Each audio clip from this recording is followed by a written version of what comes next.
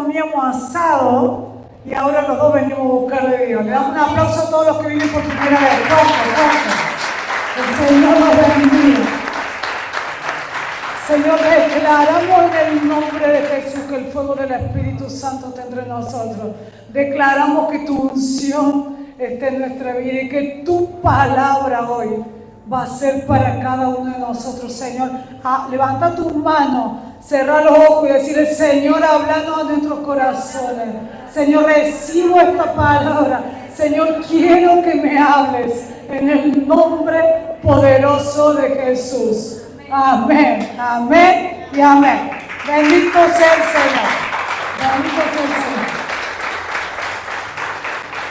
Sofía, aunque no lo creas, por 10º miércoles quiero hablar. ¿Qué te debo?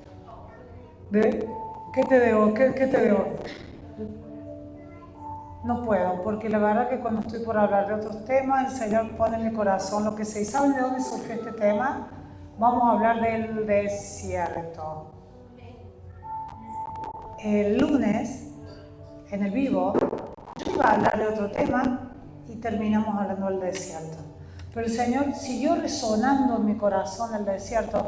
Y el Señor me decía: el miércoles va a haber muchos que están cruzando desierto. Levante la mano el que está cruzando un desierto. Bienvenidos. Entonces me dijo: habla de eso. Y mi último desierto, que fue hace muy poquito, fue tan fuerte, tan fuerte, tan fuerte, que yo hace muy poquitos días pensé que era mi muerte espiritual. Dije: sí, listo, hasta acá llegó mi amor con Dios, hasta que se fue de mi vida. Y después, al 4.º día, me levanté y dije: no, esto es un desierto. Nati, es un desierto. ¿Quién más está por acá? Lili, un desierto. Juli, es solamente un desierto, no se preocupen. Hay dos maneras de afrontar el desierto: transitarlo, como hizo el pueblo de Israel, o victimizarnos en el desierto. Ay, ¿por qué a mí? ¿Por qué yo no doy más? Hoy vas a tener que decidir si lo vas a transitar o te quedas en el rol de víctima. ¿Saben lo que es un desierto espiritual? Es un tiempo, escuchen bien, de sequedad, te sentís seco, de prueba, de soledad y de una aparente ausencia de Dios. Sequedad, prueba, soledad y aparente ausencia de Dios. El desierto no es un lugar físico, No es que vamos a ir al desierto, como ahora cuando viajemos que queremos ir al desierto de Antofagasta en Chile. No es un lugar, El desierto es una experiencia espiritual que puede sucederle a todos. Al más creyente que esté acá, al menos creyente, al más ungido, al menos ungido. O sea, el desierto puede ser para cualquiera, para cualquiera de nosotros. ¿Quieren que les diga las características del desierto? ¿Saben por qué se las quiero decir?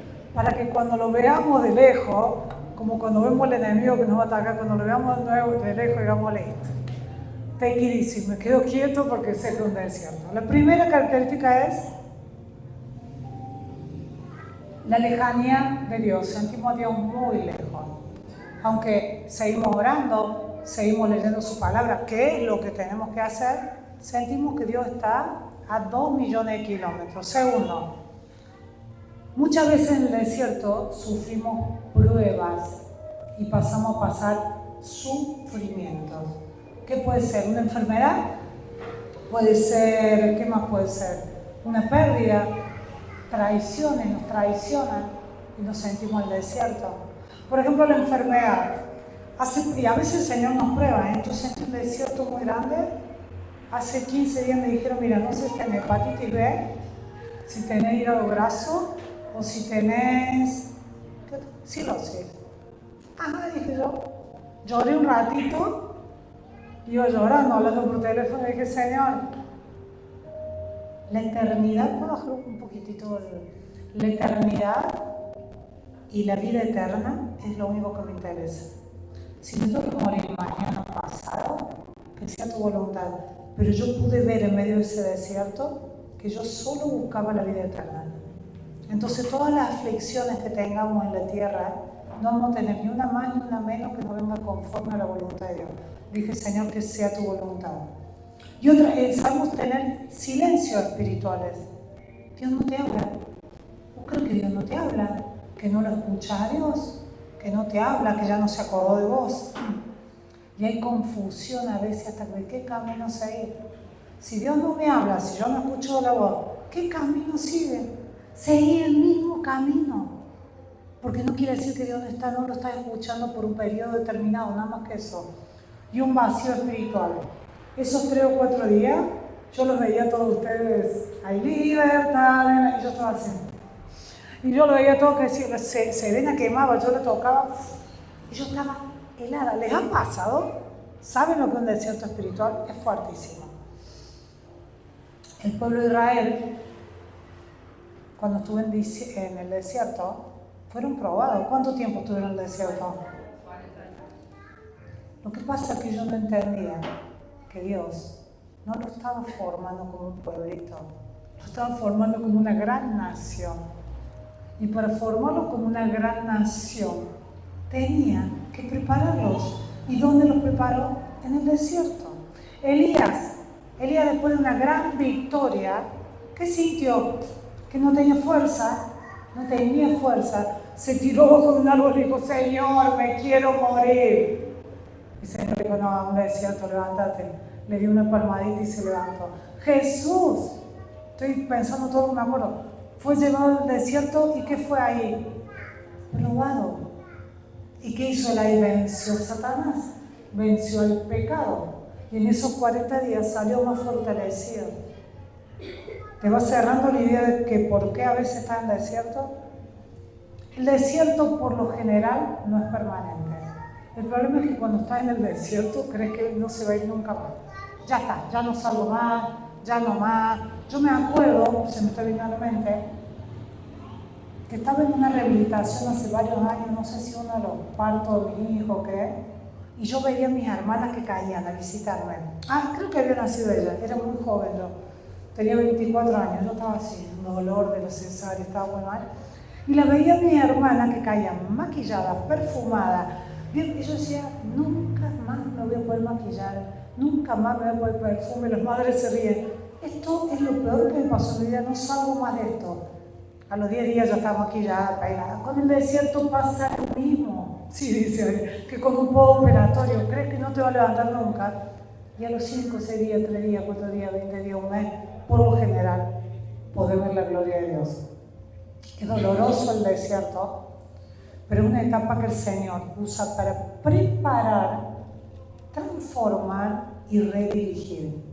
Te prepara, te transforma sobre todo el carácter y te redirige. A veces vamos con el GPS para allá y como el Señor ve que te estás equivocando, y vos ya tenés todo armado, tu vida armada, 20 años por delante, pero no era donde Dios te quería llevar. Entonces te redirige hacia donde Él quiere. Es doloroso, sí, pero es necesario el desierto para lo nuevo que el Señor quiere hacer. El que tenga su Biblia, habla en Deuteronomio, el tercer libro de la Palabra de Dios, capítulo 8, versículos 2 y 3.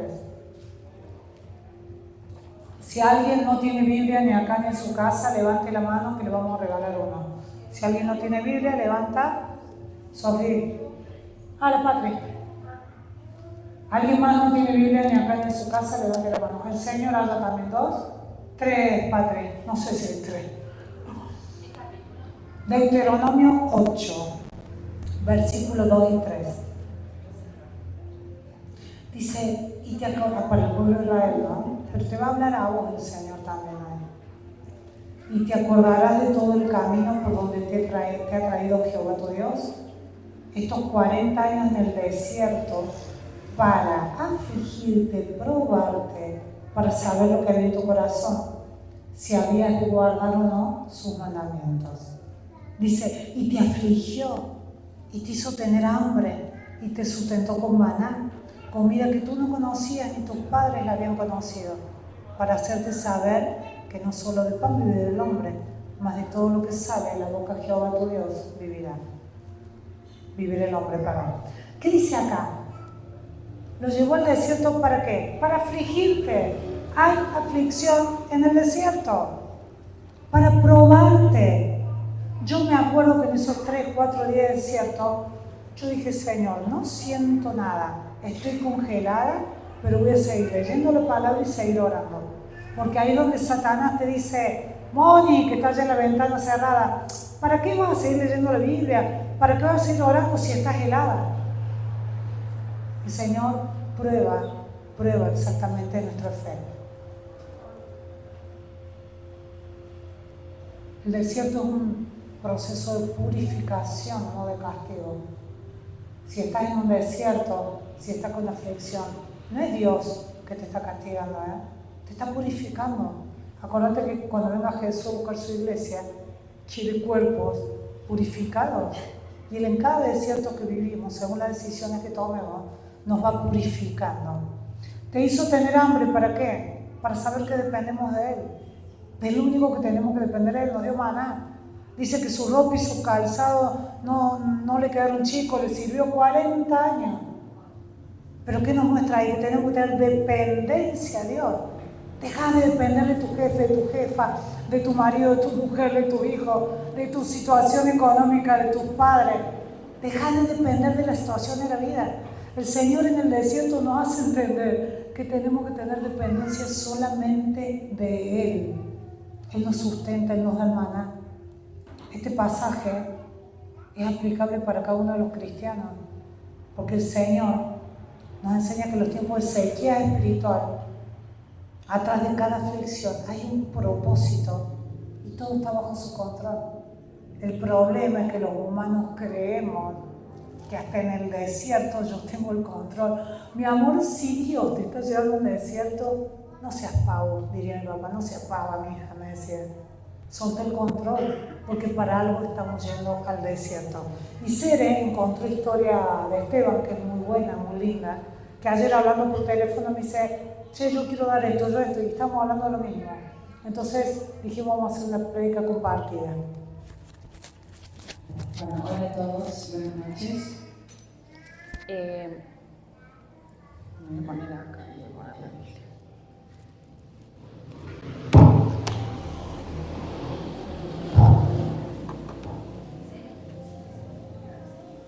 Bueno, dale.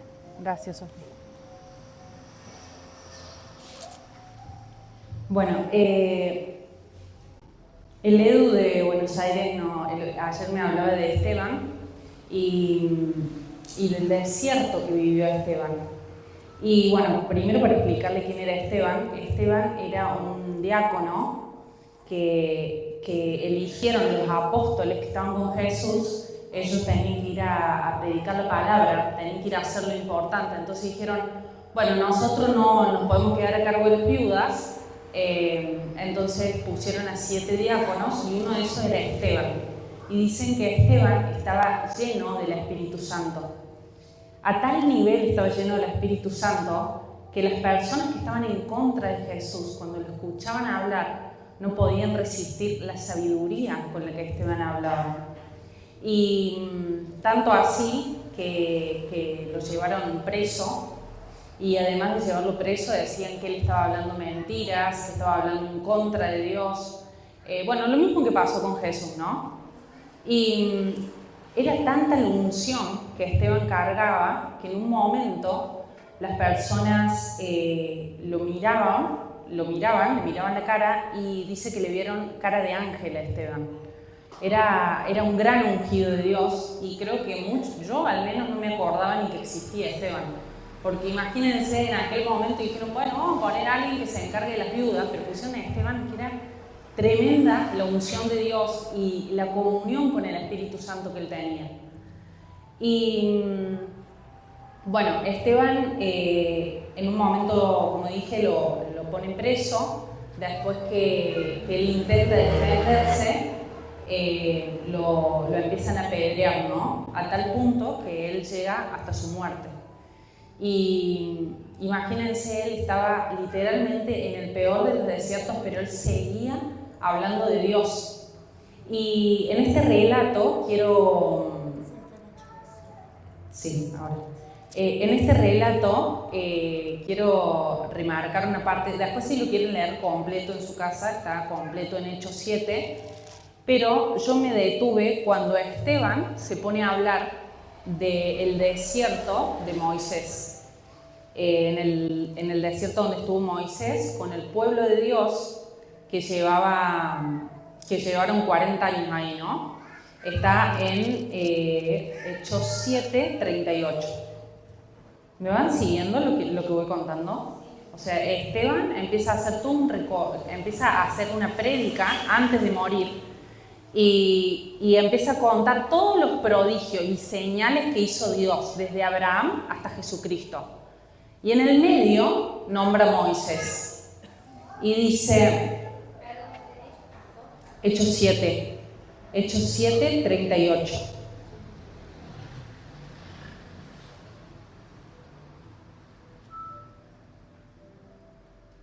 Y dice, este es aquel Moisés que estuvo en la congregación en el desierto con el ángel que le hablaba en el monte Sinaí y con nuestros padres, que recibió palabras de vida que darnos. O sea, acá está diciendo que Moisés estaba en el desierto con el pueblo de Dios y Moisés era el encargado de dar palabras de vida. O sea, Moisés estaba puesto como gran siervo de Dios en ese momento, adelante del pueblo de Israel, ¿no? Y Dios a Moisés, bueno, le da las tablas de la ley, les da el pacto, les da literalmente una nueva forma de vivir. Dice, si quieren vivir bajo mis alas, nos dice Dios en ese momento, tienen que seguir estas leyes, ¿no? Y nos da todas las leyes para que podamos empezar a vivir en la presencia de Dios. Entonces, ya en ese desierto es donde Dios estaba revelando y formando a sus siervos. Los tuvo que alejar para que ellos pudieran ver la presencia de Dios directamente porque no lo reconocían. Y más adelante dice, el 39, al cual nuestros padres no quisieron obedecer, sino que le desecharon y en sus corazones se volvieron a Egipto. ¿Y por qué se volvieron a Egipto? Porque cuando Moisés va a buscar las tablas de la ley, ellos se vuelven idólatras, ¿no? Y dice, en sus corazones se volvieron a Egipto. Y yo pensaba, ¿cuántas veces Dios nos da la libertad, pero nosotros en nuestros corazones nos volvemos a Egipto?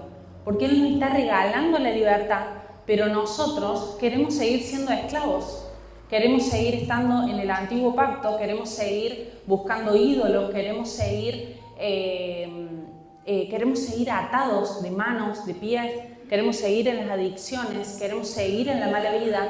¿Y todo por qué? Porque no queremos estar bajo la voluntad de Dios. Y en ese momento, en los desiertos, es cuando Dios prueba nuestro corazón, ¿no? Y para ver qué queremos decidir en ese desierto, si seguirlo a Él o volver a la esclavitud. Y el otro día a mí personalmente me pasó de que yo estaba en medio de un desierto en el cual sentí una tristeza muy grande que creo que ni siquiera provenía de mi corazón, porque yo no sabía cómo podía sentirme tan triste. Íbamos con Javi y mi mamá y yo iba atrás en el auto llorando, imagínense la tristeza que yo sentía. Y me iba secando las lágrimas para que no me vean porque digo, voy a parecer una loca. O sea, no tenía ni explicaciones para darles. Entonces, iba en ese desierto y decía, Dios, háblame, decime algo. Y Él me decía, paciencia, estoy con vos, paciencia, estoy con vos. Y creo que eso es lo que Dios prueba en ese momento, porque un poco como que me enojé porque mi mamá me estaba diciendo cosas muy tontas. Me decía, ¿puedes hacer esto? ¿Puedes hacer lo otro? Y yo iba llorando, secándome las lágrimas y decía, no entiendo ni nada de lo que me está pasando. Y ahí es cuando Dios prueba nuestro corazón en los desiertos, ¿no? Para ver cómo reaccionamos, para ver qué sale de nuestro corazón y para ver si volvemos a la esclavitud o no. Porque volver a la esclavitud en ese momento hubiera sido que yo me enojara, le contestara mal o que le dijera cosas feas, entonces yo ahí me llenaría de enojo y volvería a la esclavitud. Igual no me contestó muy bien. Sí, un poco con enojo. Y Dios prueba nuestro corazón. Y a mí me llama la atención como dice, en sus corazones volvieron a Egipto. Ellos estaban en libertad. Ellos estaban en el desierto, pero estaban en libertad. O sea, Dios ya nos hizo libres, nos lleva por desiertos, pero en desiertos donde ya somos libres. Simplemente está usando esos desiertos para tratar con nuestros corazones. Pero nosotros, en esos desiertos, queremos volver a la esclavitud. Como el pueblo que quería comer otras cosas y le decía, Dios, ¿pero por qué nos das maná todos los días? Y querían volver a ser esclavos. Y Dios ya los había hecho libres.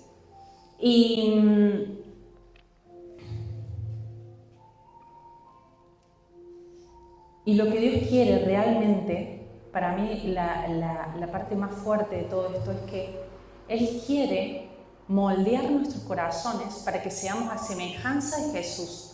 Que nuestro carácter, cuando Jesús regrese, esté a su semejanza. Que podamos reaccionar en todo momento ante cualquier situación con el carácter de Jesús. Y creo que el desierto, como dije recién, es un punto de decisión, porque ellos tuvieron que decidir qué hacer en ese momento. Y el pueblo de Israel decidió volver atrás, porque si seguimos leyendo el pasaje, en el 40 dice, cuando dijeron a Aarón, haznos dioses que vayan delante de nosotros, porque este Moisés que nos sacó de la tierra de Egipto, no sabemos qué le haya acontecido. Claro, porque Moisés no volvía del monte y ellos no sabían qué hacer, no sabían cómo escuchar a Dios, no sabían cómo hablar con Dios. ¿Y qué hicieron? Un becerro de oro enorme para idolatrar. ¿Y cuántas veces nosotros hoy, estando acá en la iglesia, no podemos escuchar la presencia de Dios porque estamos en estos desiertos y vamos y le decimos a mi mamá, ¿puedes orar por mí, por favor? Porque no sé qué me pasa, ¿puedes orar por mi familia? ¿Puedes orar por esto? Eso es idolatría, estamos idolatrando porque Dios ya nos dio el libre acceso a Jesucristo, ¿no? El libre acceso a su presencia. Yo misma a veces hago eso, que me encuentro en esos desiertos donde no escucho a Dios, donde pienso que Dios no existe más y voy y le digo, no, ¿puedes orar por mí, por favor? Hasta que Dios me dijo, basta, porque ya podés escucharme vos, deja de hacer eso. Igual lo sigo haciendo. No está mal, pero Dios quiere que lleguemos a esa libertad, ¿no? Si estamos en un desierto muy fuerte y necesitamos apoyo, está buenísimo que podamos decirle a una persona, podés orar por mí, pero no depender de esa persona, porque nuestra dependencia tiene que ser para con Dios. Y el pueblo usó la idolatría como sustituto de la fe.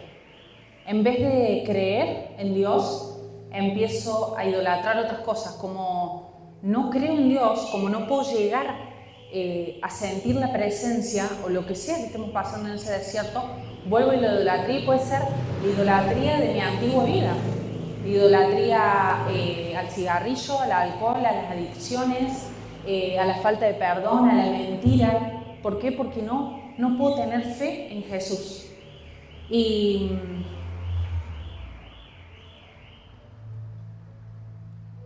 Y al final dice en el 41, entonces hicieron un becerro y ofrecieron sacrificios al ídolo y en las obras de sus manos se regocijaron.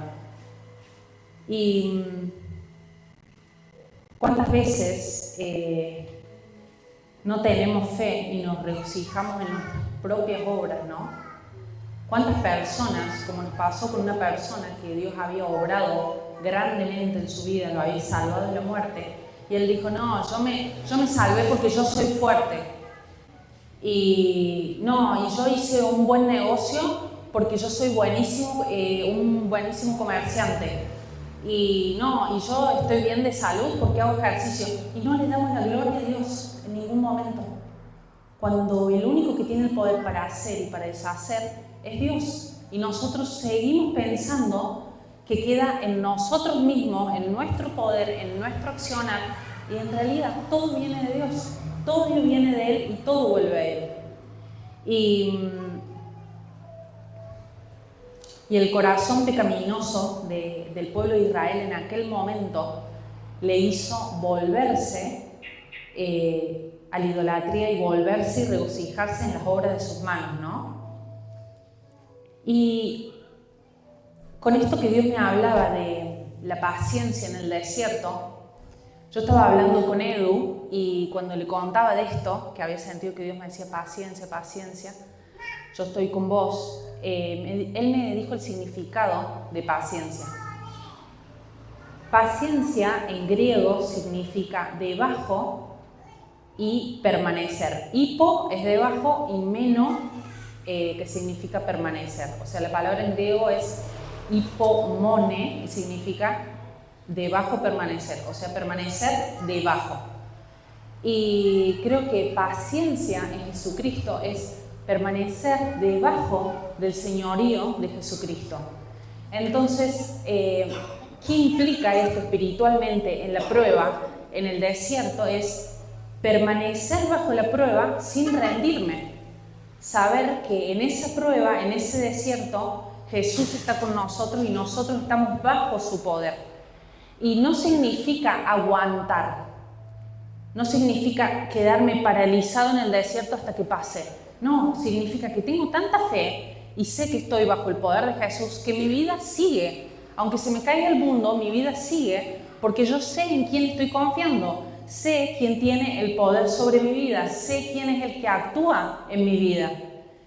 Y además de permanecer, esto significa, el permanecer debajo significa no escapar de la voluntad de Dios. ¿Cuántas veces empezamos el proceso y decimos yo voy a seguir a Dios, yo desde hoy empiezo una vida nueva y de repente nos viene una prueba y queremos volver para atrás? Queremos volver para atrás porque no soportamos, porque Dios está poniendo tanta presión que le decimos, no Dios, pero me sacaste esto, me sacaste el otro, me sacaste el otro y ahora esto.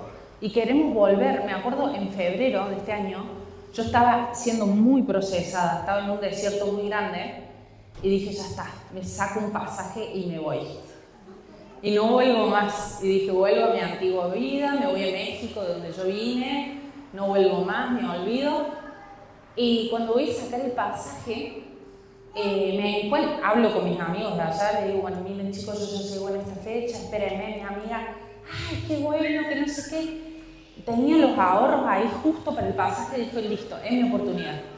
Y cuando estoy sacando el pasaje, resulta que era la semana de carnaval en Cozumel. Carnaval en México significa diablo. O sea, no había ninguna forma que yo esté en Cozumel en el carnaval. Porque está bien, yo quería volver a mi antigua vida, pero no tanto, ¿no? Y era el carnaval donde hacen estatuas así enormes y van todos bailando. Y mi amiga me dijo, no, pero vamos 2 días a carnaval nomás, si querés no tome algo. No, dije, no me puedo ir. Y Dios me seguía manteniendo acá. Y creo que en esos desiertos muchas veces queremos escapar a la voluntad de Dios, pero Dios nos vuelve a traer y nos pone en el mismo lugar y nos sigue procesando. Y todo eso por su poder, ¿no? Porque nosotros mismos no podríamos. Y creo que Jesús es el mayor ejemplo de permanecer debajo, ¿no? Porque Jesús estaba en la cruz, Él era el Todopoderoso, Él se podía bajar de la cruz y no lo hizo. Él permaneció debajo del poder de su Padre, ¿no? Y bueno, volviendo a la historia de Esteban, después de que habla del desierto, él habla de un montón de cosas más en su historia, pero quiero ir al final de Esteban, como él muere, que es en el versículo del 54 al 60. Que esto sí se los quiero leer. Dice, oyendo estas cosas, se enfurecían en sus corazones y crujían los dientes contra él, porque claro, él les estaba contando todo lo que había hecho Dios y a los religiosos que estaban ahí, al Sanedrín, le daba bronca lo que él estaba diciendo, porque le decían que era mentiroso, obviamente porque estaba Satanás ahí en medio, ¿no? Y dice, pero Esteban, lleno del Espíritu Santo, puesto los ojos en el cielo, vio la gloria de Dios y a Jesús que estaba en la diestra de Dios. Esteban estaba en el peor desierto de su vida.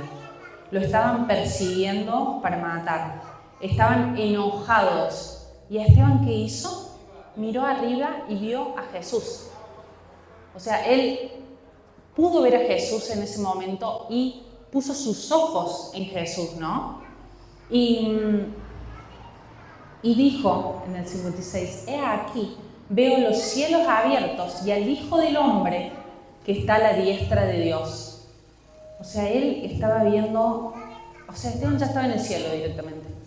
Como dijo al principio, como vieron los apóstoles que le vieron cara de ángel, él ya estaba siendo tan procesado y su carácter tan moldeado y él tan parecido a Jesús y tan lleno del Espíritu Santo que él estaba en los cielos, o sea, lo estaban apedreando y él no miraba al hombre, él miraba al cielo.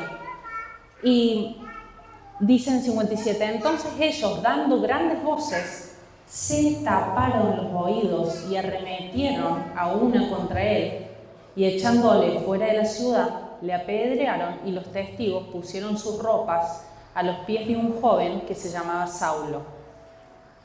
Y apedreaban a Esteban mientras él invocaba y decía, Señor Jesús, recibe mi espíritu. Y puesto de rodillas, clamó a gran voz, Señor, no le tomes en cuenta este pecado. Y habiendo dicho esto, durmió.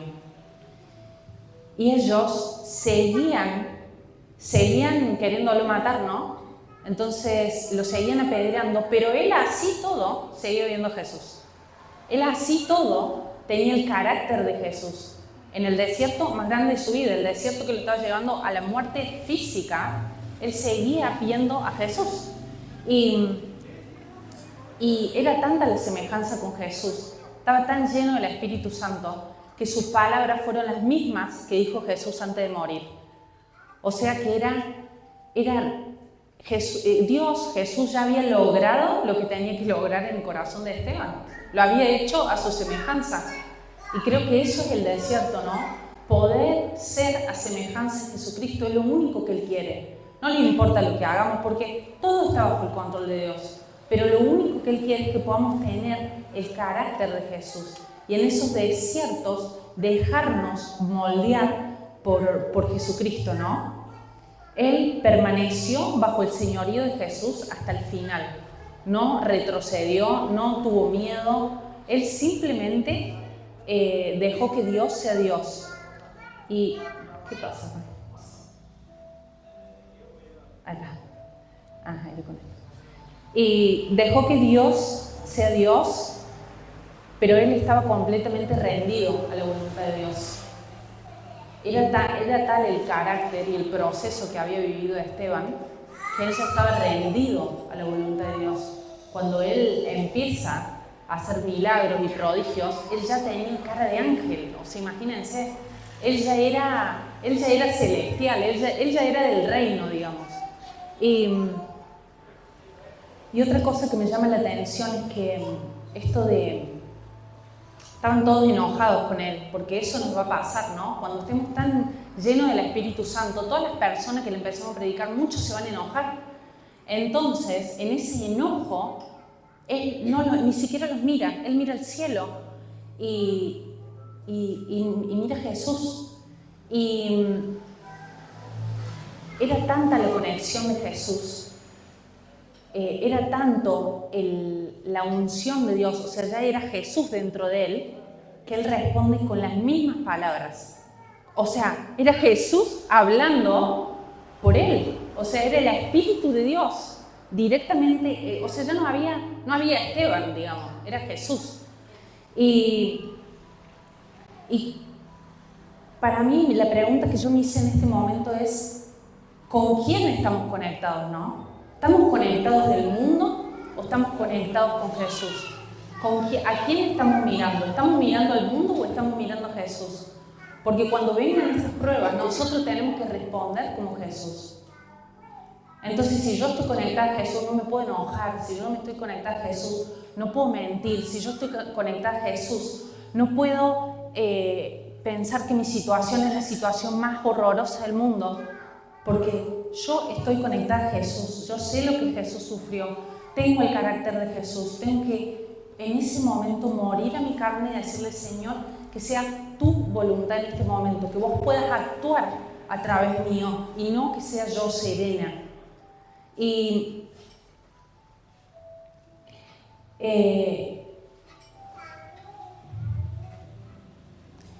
creo que la convicción que necesitamos para poder, la fe que necesitamos para poder responder de esta forma se basa en lo dóciles que dejamos, lo dóciles que somos para que el Espíritu Santo actúe en nuestra vida.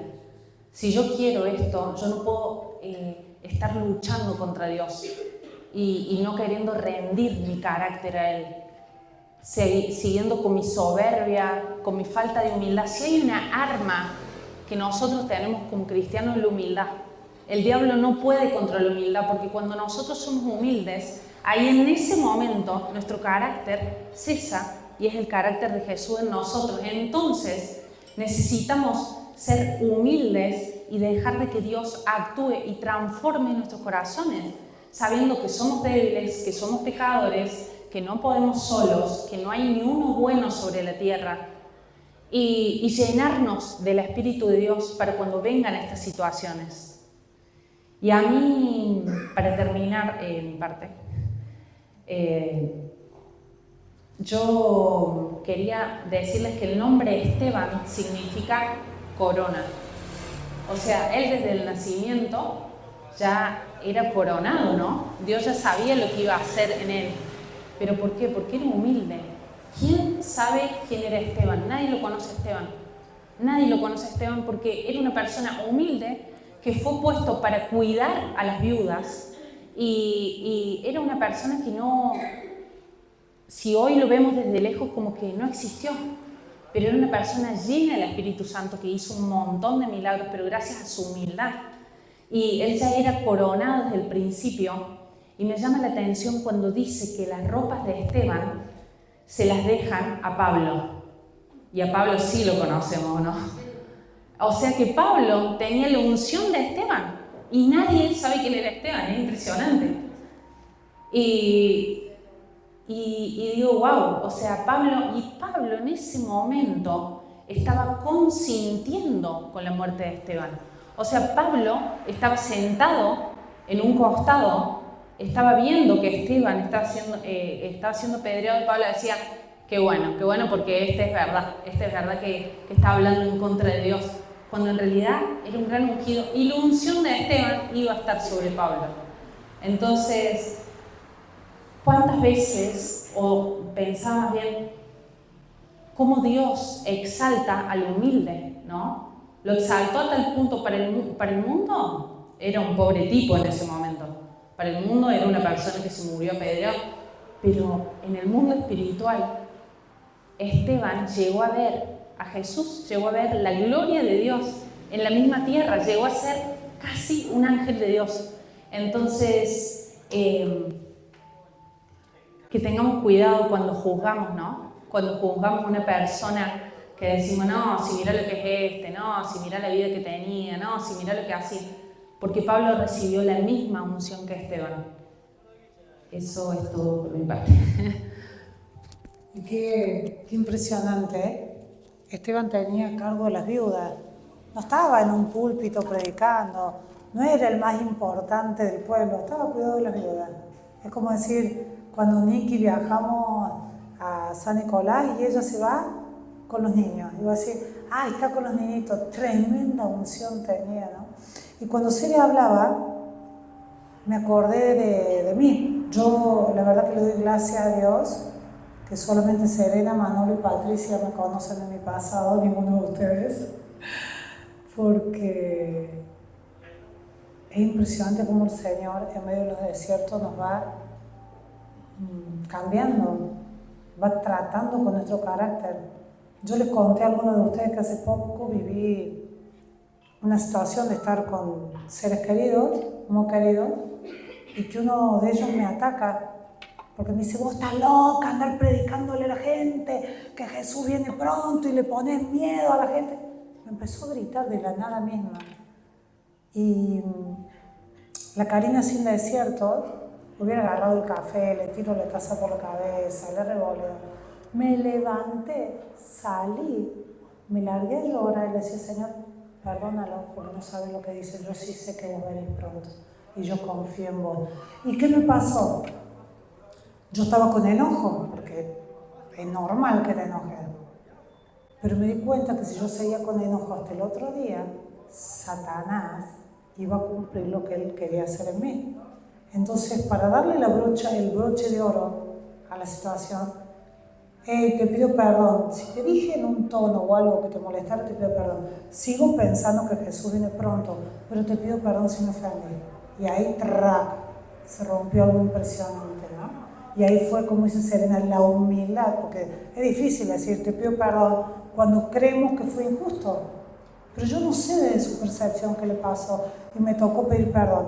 Y parte, para cerrar, de lo que Esteban menciona cuando decía que él no sabía lo que decía, que él estaba blasfemando y demás, parte de la historia que él menciona para que se dieran cuenta que realmente no estaba mintiendo, es la historia de José. ¿Quién conoce la historia de José?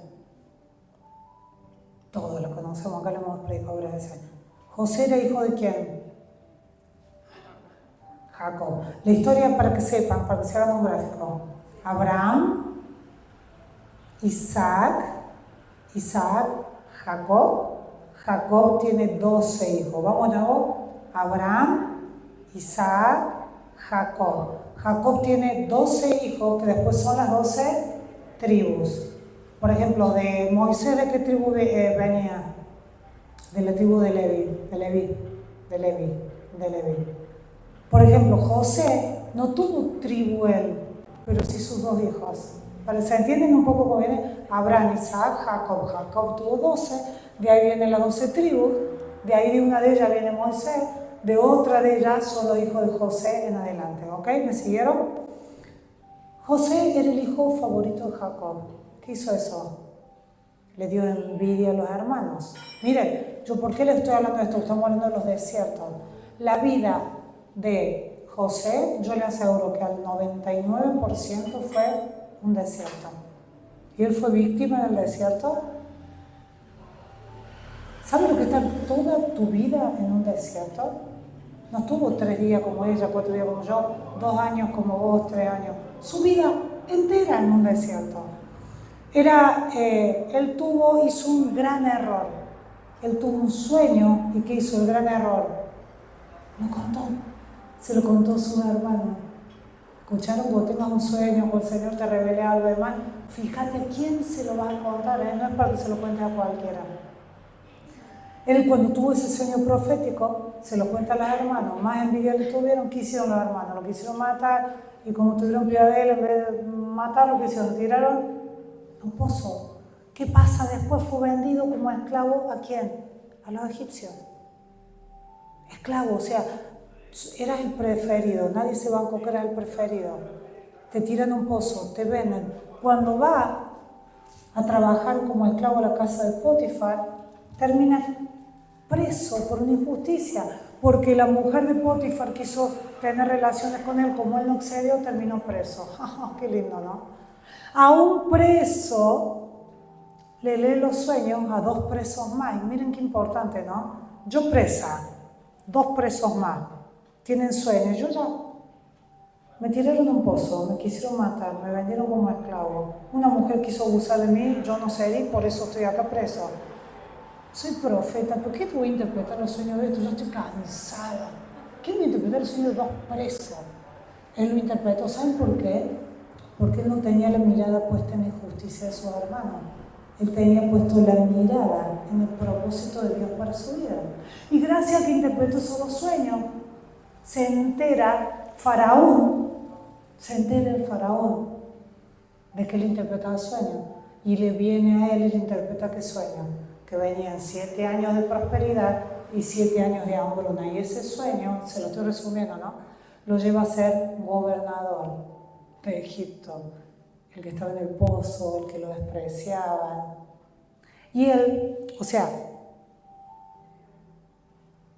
la excusa fue ese sueño.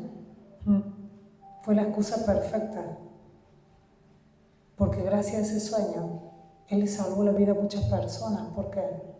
Porque como él dijo, miren, tenemos que acopiar comida 7 años, porque después va a venir la hambruna, gracias a la interpretación de ese sueño que fue la excusa, salvó muchas vidas, porque si no iban a morir de hambre. ¿Ustedes se imaginan cuántos años estuvo este hombre en un desierto? Después viene su familia, le pide perdón, A veces el desierto nuestro es muy cortito, el de este hombre fue casi toda su vida. ¿Sabes lo que es estar en un desierto toda tu vida? Si nosotros en 3 días nos morimos. Él nunca fue víctima, sino él fue un instrumento que Dios usó. Realmente José fue un instrumento que el Señor usó. Fue traicionado, fue vendido, calumniado, olvidado, pero nunca culpó a nadie, ni se amargó, ni estuvo triste. En vez de rendirse, porque se podría haber rendido como esclavo, se podría haber rendido en la cárcel. Él que hizo, aprovechó y se adaptó a cada situación. ¿Qué fue? ¿Qué diríamos hoy con los términos chetos? Fue resiliente.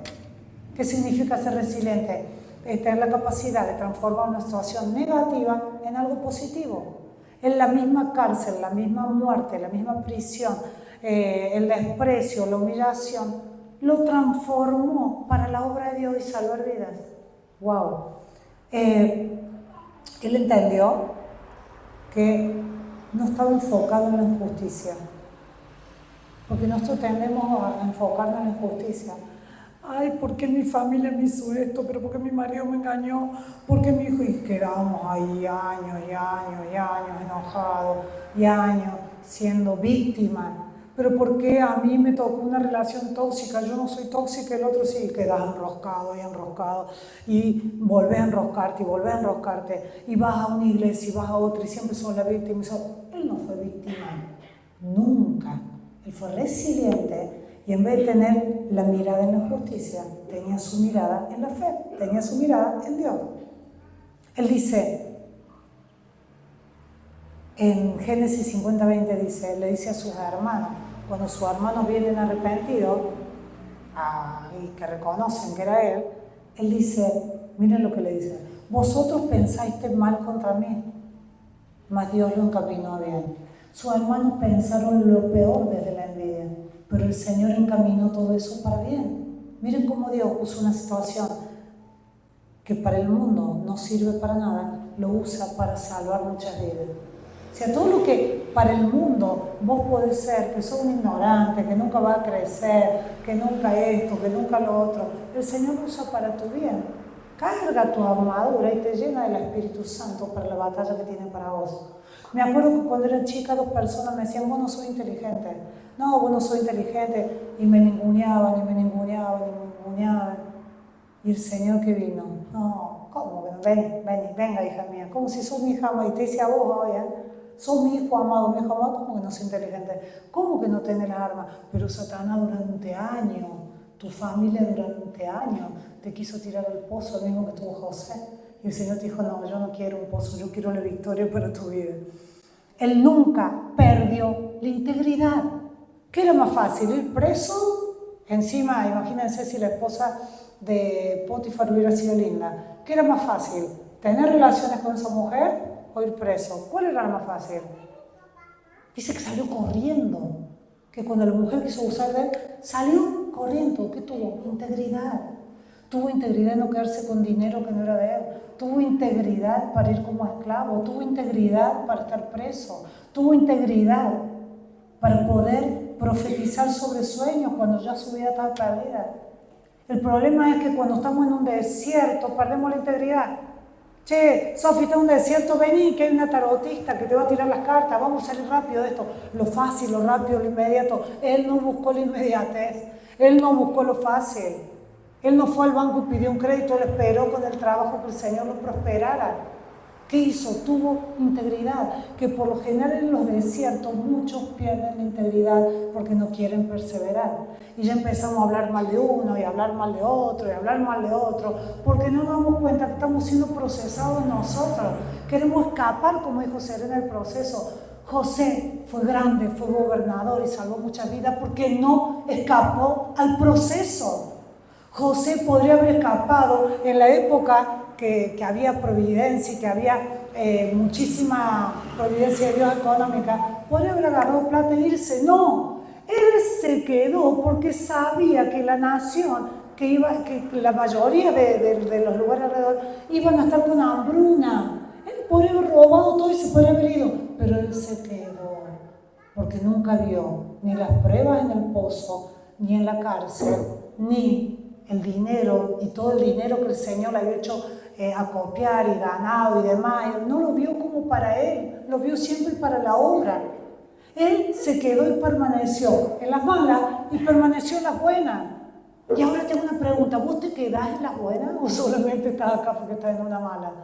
Porque en las buenas, yo cuando estaba en la terapia intensiva, Señor, que sea tu voluntad en mi vida. Pero cuando me pasan cosas felices, trato de seguir en el camino. Porque a veces venimos acá desesperados. Y cuando el Señor hizo el milagro, te olvidaste de ir al templo, de alabar, de adorar. Porque el Señor hizo el milagro. Ah, quiero trabajo, Señor, y ven tarde, ¿te da el trabajo? No, Señor, yo no tengo más tiempo para ir a alabarte porque ahora tengo que trabajar. Uy, ¿dónde estamos poniendo el Señor? El desierto no lo detuvo José, lo preparó. El Señor te está preparando. El Señor te está preparando para lo que viene. Cari, ¿lo que viene tiene que ser feo? No.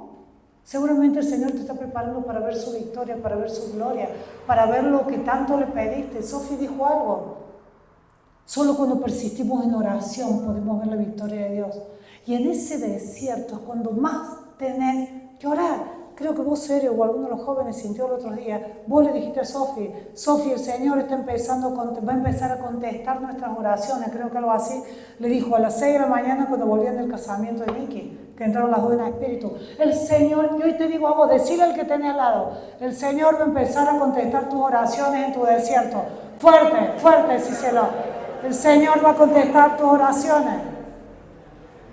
José no fue víctima, Y ahora yo te vuelvo a preguntar lo que te dije al principio. ¿Querés escapar del desierto? ¿Querés ser la víctima? ¡Ay, pobre Romy! Pobre Romy, todas las pruebas que tiene. Y la mamá le acaricia la cabeza, pobrecita mi niña. O decir, Romina, dale, viví el desierto que el Señor te está preparando. Dale, mi hija, dele. Y yo te voy a decir algo. Hace 3-4 meses le dije al grupo de colaboradores, ¿qué estamos haciendo tan mal que nadie se levante en nuestra contra? No teníamos un desierto, era todo perfecto. Hoy les pregunto, ¿qué estaremos haciendo tan bien que todo el mundo está en nuestra contra? ¿Qué estaremos haciendo tan bien que estamos... Miren, el grupo, yo me doy cuenta cuando estamos en el desierto, no ponemos ni buen día. No hay un buen día hace un mes más o menos. Estamos siendo procesados. Estamos siendo probados.